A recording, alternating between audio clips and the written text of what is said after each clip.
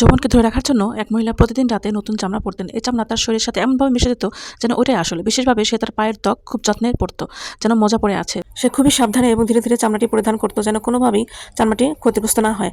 তবুও অনিচ্ছাকৃতভাবে পায়ের আঙুলের 1 ইঞ্চি চামড়া কেটে গিয়েছিল। অন্য কোনো উপায় ছিল না। পরিপূর্ণ তর্জনের জন্য তাকে রাস্তায় নতুন শিকারের জন্য নামতে হয়েছিল। তার তীক্ষ্ণ চোখ প্রতিটি পথচারীকে খুঁজতে খুঁজতে শীঘ্রই বেসবল ক্যাপ পরা একজন লোক তার চোখে পড়ল এবং নতুন শিকারে পরিণত হলো। লোকটি দেখলো মহিলাটি ফুলের মতো সুন্দর, তাই সে আর তার সাথে বাড়িতে যাওয়ার জন্য অধীর আগ্রহে অপেক্ষা করতে পারছিল না। কিন্তু ঘটনাটি ঘটার আগেই লোকটি একটি অন্ধকার জলাভূমিতে পড়ে গেল। মুহূর্তের মধ্যে তার শরীর সমস্ত চর্বি শুকিয়ে গেল। লোকটির এমন হওয়ার কারণ ছিল তার শরীর অরক্ষিত ছিল। শীঘ্রই লোকটিকে শুকিয়ে একটি চামড়ার ব্যাগে পরিণত করা হলো। তারপর মহিলাটি নতুন ত্বক, উঁচু হিল এবং কালো মোজা পরে এবং পরবর্তী লক্ষ্য খুঁজে বের করার জন্য আবার বেরিয়ে পড়ে। এবার সে একটা জঙ্গলে যায়। সেখানে একটা টাকমাথার লোককে দেখতে পায়। লোকটি মহিলাটিকে একা দেখে সে তাকে একজন সাধারণ মেয়ে হিসেবে মনে করে। তার মনে খারাপ চিন্তা জেগে ওঠে। সে তার হাত দিয়ে মহিলাটিকে মাটিতে চেপে ধরে, তার সাথে খারাপ সম্পর্ক স্থাপনের জন্য জোর জবরদস্তি করতে থাকে। কিন্তু দুজনের টানাটানির সময় লোকটি হঠাৎ দেখতে পেল তার হাত কাঁটা দিয়ে ভরা। তারপর সে উপরের দিকে তাকিয়ে দেখতে পেল যে সে মহিলার চামড়ার একটি বড় টুকরো ছিঁড়ে ফেলেছে।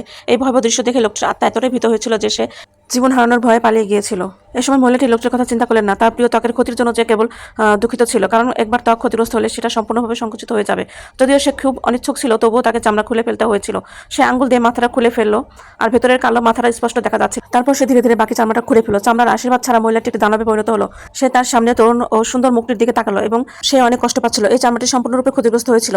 তার কুৎসিত শিকড় ঢাকতে তাকে আবার নতুন ত্বক খুঁজে বের করার পথে নামতে হয়েছিল।